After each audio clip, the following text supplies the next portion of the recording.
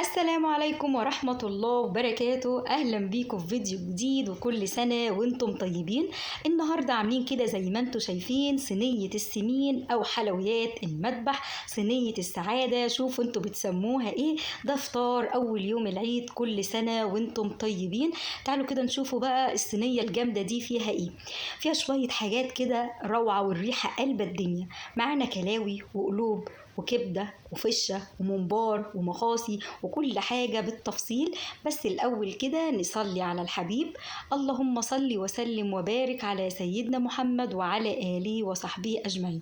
ولو أول مرة بتشاهدوا القناة اضغطوا سبسكرايب وفعلوا الجرس علشان يوصلكوا كل فيديو جديد. ولو عجبكم الفيديو ما تبخلوش عليا باللايك، وكل سنة وانتم طيبين. أول حاجة هنعملها نعمل الحاجات اللي بتاخد وقت الأول، طبعا الممبار. انا كنت عاملاه معاكم قبل كده في فيديو منفصل بالتفاصيل بتاعته، هسيبه لكم في اللينك الفيديو ان شاء الله في اول تعليق مثبت. هنعمل اول حاجه خلطه المحشي. معايا كده ربع كيلو من البصل، بصلتين كبار هنضربهم في الكبه ضرب خشن مش ناعم، تمام. وبعد كده هنحط شويه بهارات. معايا كده معلقه صغيره من الملح، ومعلقه صغيره من الفلفل الاسمر، معلقه صغيره من البابريكا، ونص معلقه صغيره من الكمون، ونص معلقه صغيره من الكزبره، ونص معلقه صغيره من الكبابه الصيني الناعمه. واهم حاجه القرفه، معايا ربع معلقه صغيره من القرفه، ودي حاجه مهمه جدا. ومعانا معلقتين كبار من الزيت، اي نوع زيت. وبعد كده معانا الرز، ربع كيلو من الرز مغسول كويس ومتصفي كويس جدا.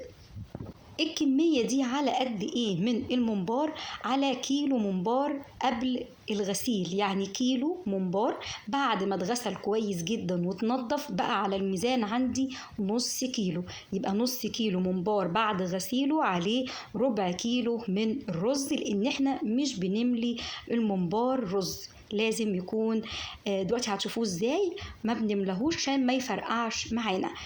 جربيه كده بنفس الطريقة.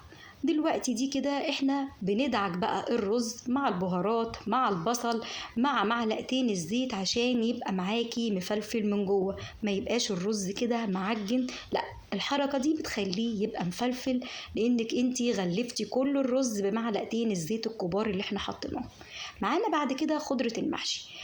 الممبار بيحب بصل كتير وخضرة كتير. الخضرة بتغسليها وهي بعدنها، بننقعها كده في شوية مية وخل 5 دقايق، وبعد كده بتتغسل كويس قوي وتحطيها في مصفى، وبعد كده بقصها بالمقص. اوعي تغسليها بعد ما تقطعيها كده، بصي بهدلتي الدنيا وتهدرت معاكي. معايا بعد كده نص كيلو من الطماطم المتسبكة. نص كيلو من الطماطم المسبكة، دي طماطم بيتي أنا مسبكاها. طلعت الكيس سبته يفك، حطيته تاني مكان البصل عشان كان فيه ايه كام حتة في البصل كده، نزلتهم مع الطماطم. وهنبتدي بقى اللي احنا نقلب الكلام ده كله. البهارات اللي احنا حاطينها ابتدت ريحتها تطلع اول ما دعكنا الرز بيها، البهارات ابتدت الريحة بتاعتها تطلع. انا بقى معايا الممبار دوت او العصبان، انا جايباه مغسول من عند الجزار. طيب طبعا احنا مش بنعتمد خالص على تنظيفه من عند الجزار، احنا بنغسله تاني في البيت، بس هو كان منضفهولي. طيب لو انتي ذابحه وعندك الممبار ومحدش نضفهولك، التنظيف بتاعه سهل جدا. اهم حاجه فيه ان انتي تقلبيه عندك طرق كتير سهله جدا. اهم حاجه وانتي بتقلبيه اقلبيه يبقى الواحدة كده طويلة، ما تبقاش مقطعة قطع علشان تحسي ان انتي خلصتي بسرعة. اهم يعني احسن حاجة المسن بتاع السكاكين، او بالمية. ممكن تقلبيه بكذا طريقة، او اللي هي السياخ الخشب بتاعة الشيش طاووق، تمام، برضو بيتقلب بيها. لكن احنا بننقعه بقى في شوية مية وليمون كده بالقشر بتاعه، عصري ليمون وحطيه، ومعلقتين من الدقيق، معلقة ملح كبيرة، معلقة سكر وخل، وتسيبيه كده 10 دقايق وتدعكيه كويس. وبعد كده بتشطفيه، وبظهر السكينة تبتدي ان انتي تنزلي اي حاجة وتنقعيه تاني في مية وخل. المهم يبقى معاكي قشطة، يبقى بصي كده شفاف كده والريحة بتاعته كويسة جدا. في الحالة دي بنقطعه بعد كده قطع كده. اهم حاجة فيه بيبقى زي ما وريتك من شوية في قطع دهن. الدهن ده بخليه من جوه علشان يسيح مع الرز ويخليهولي برضو مفلفل، ما يسيحش في الشوربة بتاعة الممبار. بقطعه كده قطع صغيرة وببتدي ان انا احشيه، وحشوه سهل جدا. لو عندك 20 كيلو حرفيا عايز حشو معاكي بسرعة، بتثبتي ايدك كده في الصينية وبتبتدي ان انتي تحشي بصوابعك، تمليه كده خلاص وتبططيه بس، مفيهوش اي حاجة اهو. بتثبتي ايدك وتبتدي ان انتي تحشي بصوابعك، بتملي الممبار خلاص انتهى. لو بتحبي ان انت تربطيه ممكن تربطيه بالخيط الابيض العادي بتاع البيت. بتبتدي ان انت تبططي وتربطي زي ما تحبي. لو انت عايزاه اللي هو بيبقى الكور الصغيره، او انت عايزاه طوله، شوفي الباب بتحبي تربطي تقدري تربطيه.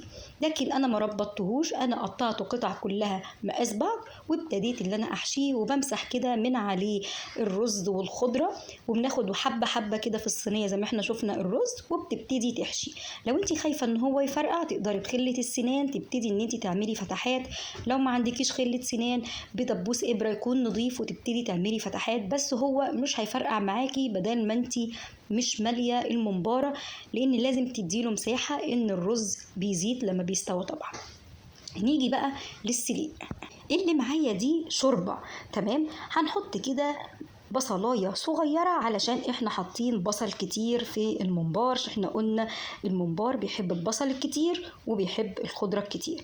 هنيجي بقى للبهارات اللي احنا هنحطها: معلقه صغيره من الملح، ونص معلقه صغيره من الفلفل الاسود، وورق لورا، ونص معلقه من الجنزبيل، وفص توم، ودي حاجه اساسيه، مهروس كده او متقطع براحتك خالص فص توم.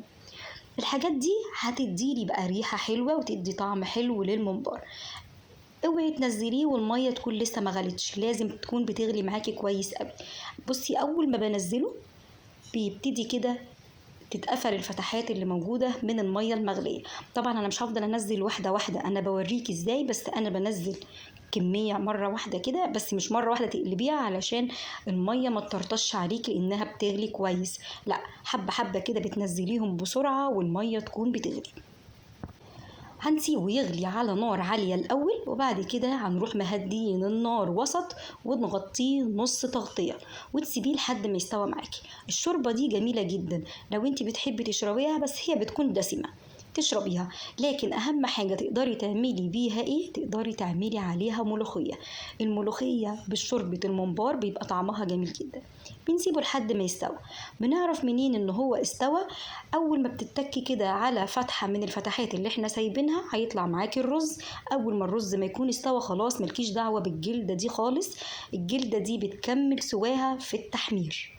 يبقى اهم حاجه ما بنغطيهوش كامل عشان ما يفرقعش، بنغطي نص تغطية. النار بتكون هادية برضو عشان ما يفرقعش. وأول ما يستوى معايا لازم أطلعه من الشوربة، عشان لو سبتيه في الشوربة هيفرقع جوه الحلة. تطلعيه وتحطيه في مصفى تسيبيه يبرد علشان تبتدي ان انت تحمريه. نيجي لتاني حاجة بتاخد معايا وقت برضو: الفشة. الفشة بنغسلها كويس جدا هي والزور، وبعد كده بنحط عليها 3 معالق كبار من الدقيق، وبنحط معلقة صغيرة كده مليانة من الخل الأبيض، وبنحط ليمون، ليمونتين كده تعصريهم وترمي كمان القشر بتاعهم معاها. طب لو ما عندكيش ليمون، انا دلوقتي بحطيت مكعبين من الليمون، لان انا بيكون عندي ليمون زيادة انا بعصره واحطه في قوالب التلج وبستخدمه كده، هيأدي برضو نفس الغرض.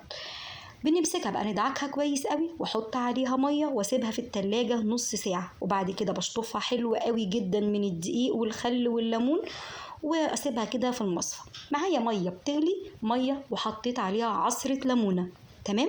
هنزل بقى الفشة تاخد غلوتين. الميه دي انا مش هستخدمها، الميه دي انا هتخلص منها.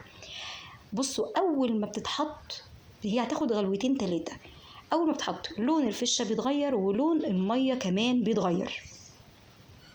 الميه دي انا مش هستخدمها. يبقى الفشه الاول غسلتها بميه، بعد كده حطيت لها الدقيق والخل والليمون، وبعد كده شطفتها كويس منه، ودلوقتي حطيتها كده في الميه دي، وبعد كده هاخدها في الحوض، هتخلص من الميه دي واشطفها كويس قوي جدا تاني كاني بغسلها من اول وجديد، واسيبها برضو في المصفى. خلاص.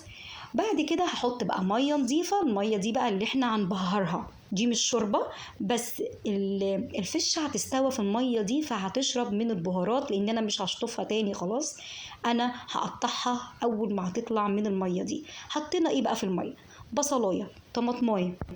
الفشه بقى هتشرب بقى من ايه؟ من البهارات. ومعايا معلقه صغيره مليانه من الثوم المهروس، فص ثوم كده، وتهرسيه او تقطعيه وتحطيه. وحطينا طماطمايه صغيره، وحطينا بصلايه، ومعايا ورق لورا، ومعايا فصين من الحبهان، 5 فصوص من القرنفل، والحاجة الأساسية ربع معلقة صغيرة من القرفة.